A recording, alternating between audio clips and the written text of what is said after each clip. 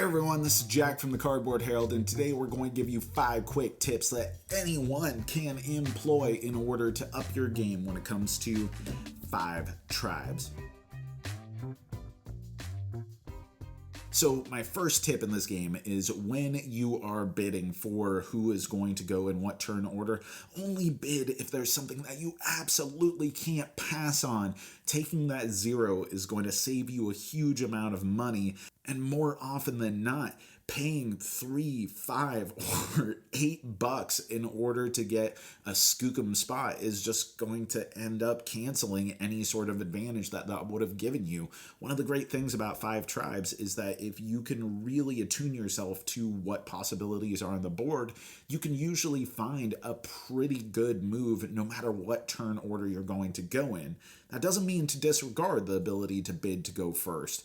If you see something that works really synergistically with a Djinn that you have, or it takes advantage of certain things that are in the marketplace, great, go for it. But always remember that the money that you spend, those are your points. So when you're thinking that you're going to get an awesome 20-point thing, but you spend $8 in order to get it, well, was it really worth it?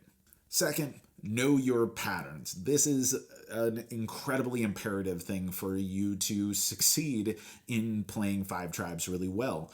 Understand that based off of certain quantities of meeples and color combinations, what you can make happen. For example, a 3 meeple spot can always be picked up in order to go 3 spaces forward, or make an L shape, or do a complete U-turn and end up on the adjacent tile. That'll help you organize information in your mind, and it extends beyond that. You have the little ziggy-zaggy pattern that could be used with 4 meeples ending up only 2 spaces away in a linear direction. Or my favorite yet is that if you have 5 meeples on a location and at least 2 of those meeples are the same color, you can always take control of an adjacent location by wrapping yourself around, placing those 2 colors on that same location twice as you're like an Ouroboros snake eating its own tail, and taking that spot and the bonus action associated with it. It feels so good.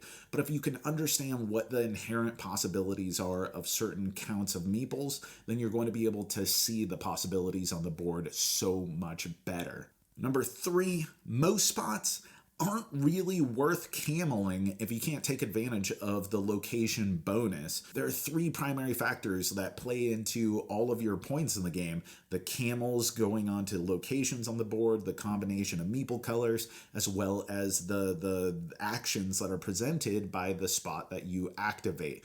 Now, if you could just put your camel down on a sweet spot, but you have nothing to do with the marketplace action on it or taking advantage of Djinns or something, then you really wasted opportunity there. Honestly, I would much rather take over a lesser value spot that has a better meeple combination for whatever strategy I'm doing, and I get to take advantage of the action that's presented. When you can make it all happen in one, that's a really potent turn. Number 4, Djinns are fancy. They look cool, they have cool names, they have cool abilities, and they do give you a little bit of strategy that you can lean into, but do not underestimate the potency of set collection in this game. I have had people consistently drop their jaws because of how many points are yielded out of getting a full set of 9 marketplace items, the goods that you can obtain,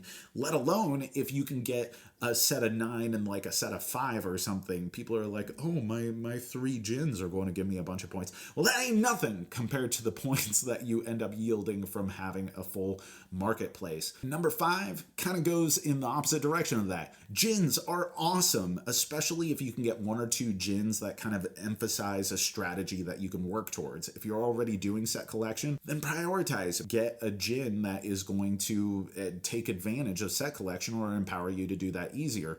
Or if you can see that there's a Djinn that will allow you to begin leaning into a certain strategy, like just getting a ton of castles onto the board when you already have a city space, then that is going to be huge for you. Bottom line, a Djinn that is a higher value point that doesn't really give you something to work with is not going to be nearly as cool as a Djinn that is maybe lower point value but has a much more potent action, similar to what we were talking about with the locations, with the camels, with the points, with the everything. That's how 5 tribes works.